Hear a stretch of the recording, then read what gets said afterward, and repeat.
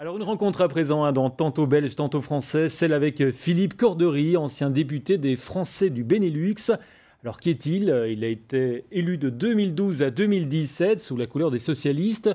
C'est lui qui était là pendant les attentats de Bruxelles et de Paris, hein. Il a fait le pont entre les autorités des deux pays et a aussi été attentif aux nombreux étudiants français, hein, qui sont en Belgique. Il a perdu en 2017 aux élections et a rebondi ensuite en étant le président du club de rugby de Watermal-Boisfort.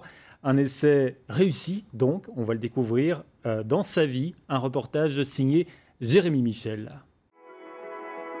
Bonjour Philippe. Bonjour Jérémy, comment ça va? Ça va et toi? Tu nous as proposé de nous rencontrer ici, pourquoi? C'est un lieu qui m'est très cher et je crois qu'au-delà de ce lieu, je voulais montrer qu'en Belgique, il y a beaucoup d'entrepreneurs français qui réussissent. On nous bassine avec les exilés fiscaux et il y en a certainement, mais la plupart des Français de Belgique sont des Français comme toi et moi, des Français qui bossent, des Français, il y a des startups françaises, il y a des commerçants français, il y a vraiment une richesse de la communauté française et je crois que c'était important aussi de commencer cette émission par le souligner. Excellente idée, on va d'ailleurs parler de toi et de ton parcours ici, des liens avec la Belgique. Eh bien, avec grand plaisir. Allez, c'est parti.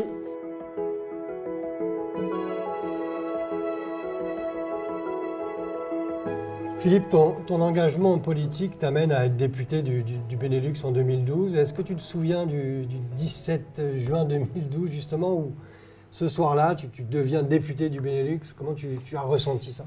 17 juin, oui, jour de vote, jour de grande joie au moment de l'élection, partagé avec les proches, avec ceux qui m'ont aidé dans la campagne, mais très rapidement, émotion, responsabilité, parce que être député, c'est représenter les Français à l'Assemblée nationale, c'est légiférer pour la France, c'est énormément de responsabilités, et donc c'est vraiment ce sentiment de fierté et de responsabilité qui l'a très vite emporté. Un des événements marquants de ton mandat, Philippe, c'est les attentats.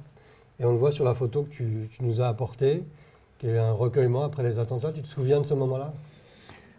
De manière très, très forte et très puissante, hein. Ça a été effectivement un moment très dur, hein, de ce mandat, que ce soit les attentats de Charlie Hebdo ou les attentats sur les terrasses à Paris, puis à Bruxelles. Voilà, on a eu une période très lourde et où la relation franco-belge était particulièrement importante puisque nous avions sur les attentats une cellule qui venait de Belgique, qui est allée en France, qui est revenue en Belgique.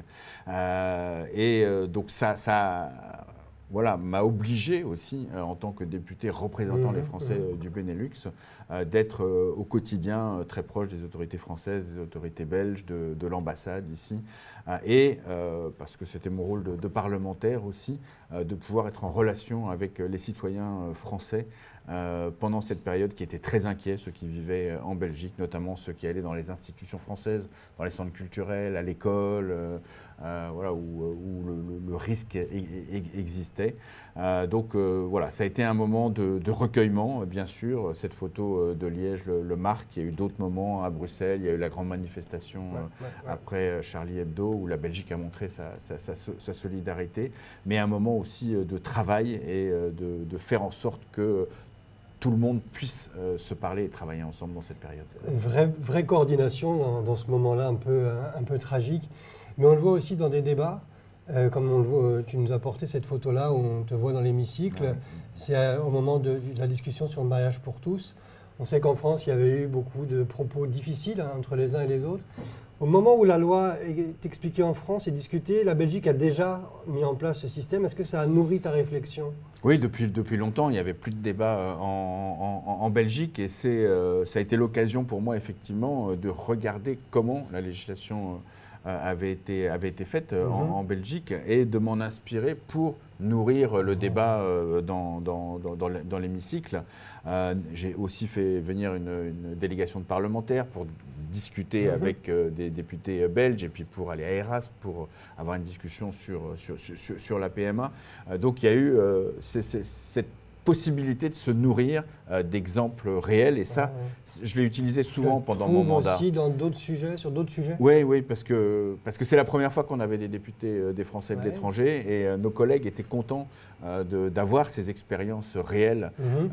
J'ai fait la même chose aussi pour le débat sur la fin de vie qu'on a eu, mais après il y a eu d'autres aussi exemples, notamment la question des étudiants français par exemple. 20 000 étudiants français aujourd'hui sont en Belgique dans les études médicales, paramédicales ou artistiques. Et ça a été, là aussi, ça m'a nourri pour le débat en France sur le numerus clausus. Parce que je me suis aperçu de l'absurdité de ce numerus clausus qui faisait que des étudiants allaient se former à l'étranger pour revenir après travailler en France. Donc ça, c'est aussi un sujet que j'ai beaucoup porté. On voit le lien fort là entre effectivement la Belgique, tu as évoqué tout à l'heure les Pays-Bas, le Luxembourg. Finalement, c'est l'Europe. Et l'Europe, c'est aussi un de tes piliers. Absolument. Et un de tes amours, j'ai envie de dire. Et on va en parler dans quelques instants. Avec grand plaisir.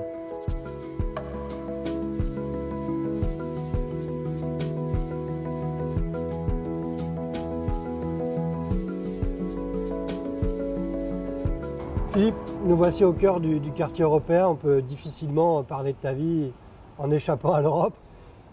Avec un père britannique, une mère française, tu as fait des études aussi de langue appliquées au droit et à l'économie. Est-ce que l'Europe, c'est dans ton ADN ou c'est venu au fur et à mesure? Non, l'Europe, c'est toute mon existence. Comme tu l'as dit, c'est tout d'abord la famille. Et puis, quand j'ai commencé à militer chez les jeunes socialistes, il fallait rapidement quelqu'un qui parle anglais pour aller aux réunions européennes et internationales. Donc, on faisait tout de suite appel à moi. Et puis, voilà, ça a été mon engagement. En 1992, avec d'autres, j'ai créé les Jeunes Socialistes Européens, l'organisation de jeunesse du Parti Socialiste Européen. Je suis venu m'installer du coup à Bruxelles. Et puis toute ma carrière, ça a été des allers-retours entre Paris et Bruxelles, jusque donc ces derniers temps, où j'ai été secrétaire général du Parti Socialiste Européen, puis député représentant les Français de Belgique, où là encore, je me suis engagé, j'étais porte-parole de la commission des affaires européennes. Donc ça a été l'essentiel aussi de mon activité. Et encore aujourd'hui, je continue à vivre entre la France et la Belgique pour accompagner les entreprises, les collectivités locales françaises ici au niveau européen. Donc on peut dire que ça fait vraiment partie de ma vie. Ça fait partie de ta vie.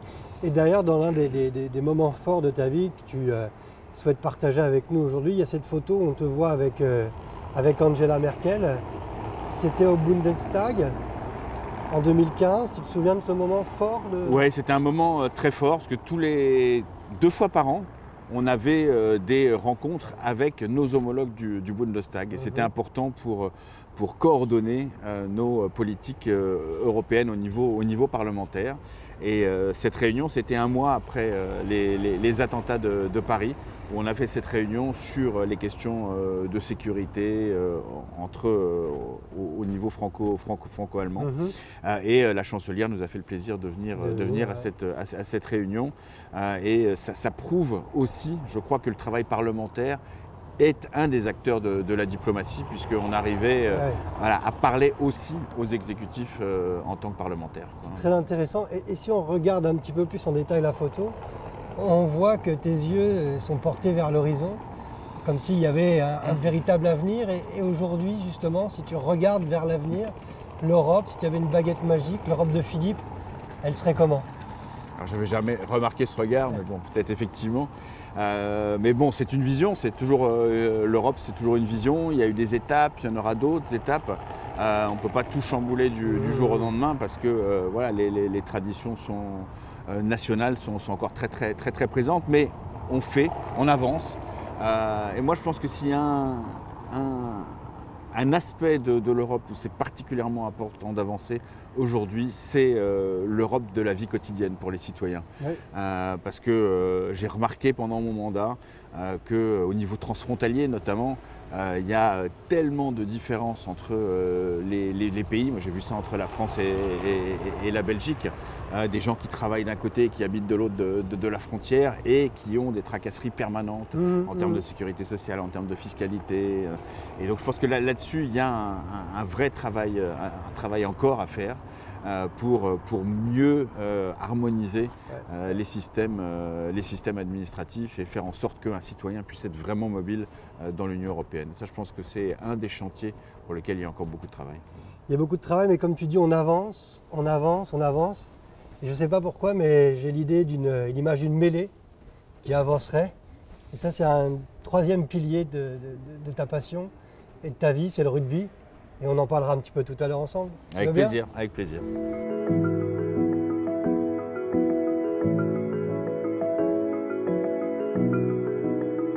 Philippe, une de tes passions aussi, c'est le rugby. Tu nous l'as montré avec la photo que tu nous as apportée.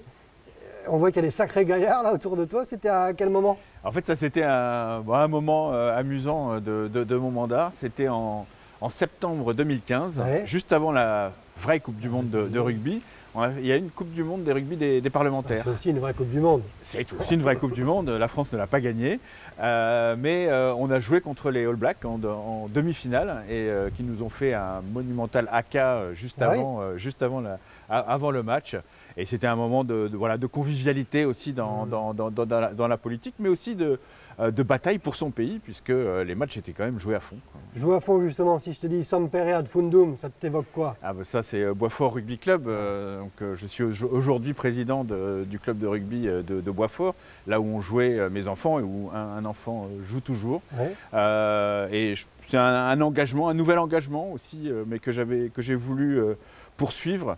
Parce que ce club a beaucoup donné à mes enfants en formation. J'ai voulu aujourd'hui donner du temps. Le club est en restructuration. Il a eu son moment de gloire après avoir été champion de Belgique pendant des années. Et puis il a connu un petit creux. Et aujourd'hui, on a plein d'ambitions.